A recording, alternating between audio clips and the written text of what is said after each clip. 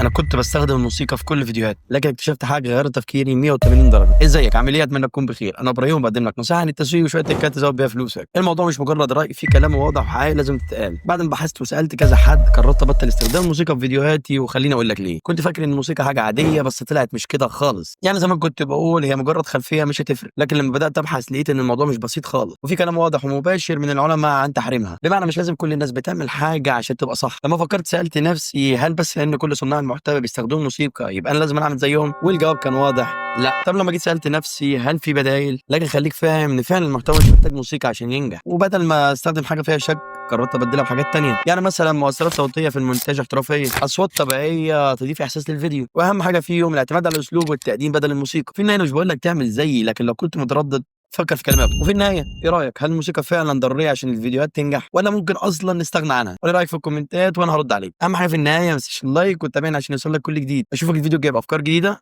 سلام.